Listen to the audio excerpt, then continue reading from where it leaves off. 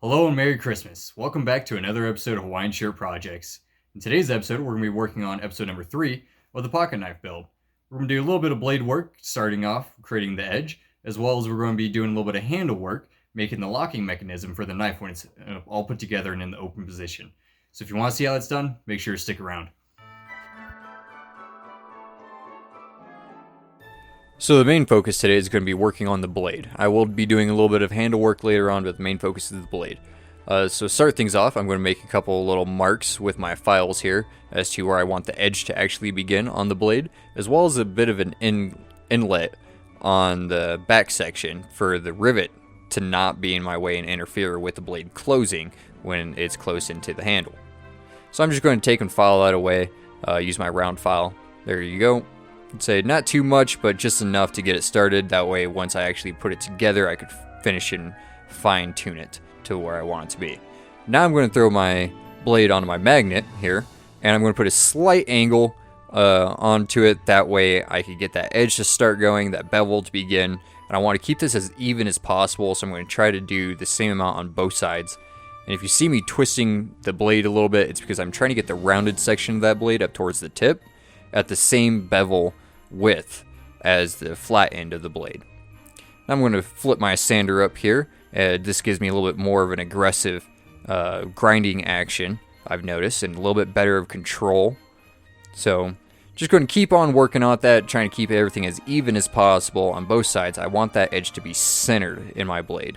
Now this is the part of the blade making process that I've really learned that I don't like very much because I'm not very good at it. It's going to take me a lot more practice to get better, is making my bevels and sharpening the blade.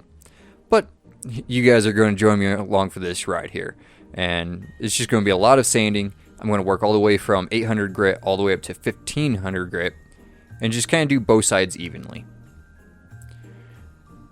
Now I do want to say in this spot here, thank you guys very much for watching my videos. If you are enjoying them, feel free to hit that like button. If you're not subscribed yet and you're enjoying the content, go ahead and subscribe. I'd really appreciate it. If there's any suggestions as to a better way to do things, go ahead and leave that down in the comment section. I'd really appreciate the help and say I'm learning, same as you guys hopefully. But for now, we're going to keep on with the sanding. I'm just going to keep working that blade back and forth. I believe now we are at 1200 grit. I'm going to try to polish everything up as nice as possible with it before I move on to the 1500 grit. And then, so I'm going to polish my bevels. I'm going to polish the flat sides here in this section and just try to keep everything nice and clean. That way when I do my heat treat, hopefully everything goes well and I don't have any like mishaps or ugly spots. Now we're on to the handle. I'm going to go ahead, and this is the spring section of the handle. It's actually going to lock the blade into the open position. So I'm going to stack my template on it, and I'm going to use this Dremel tool with a small cutoff wheel to make my lines as to where I'm actually going to make my cuts.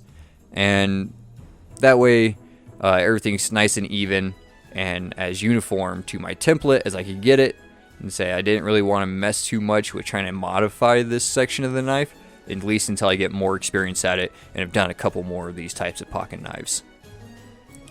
And I'm just going to keep on going, cutting out that small section of the spring. I don't want to completely remove it from the handle. As you can see, I just want to be able to have it springy in that one section. I'm going to cut out just enough, leave the bottom still attached. That way I could forge it a little bit thinner and create better spring action, as well as bend it to the spring shape. That way when it's released, it locks the blade into place.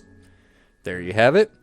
I did get pretty close to one of these rivets, so I'm kind of concerned about that, but we'll see how it turns out. And here we are with the finished product for today's video. So as always, stay classy, party on.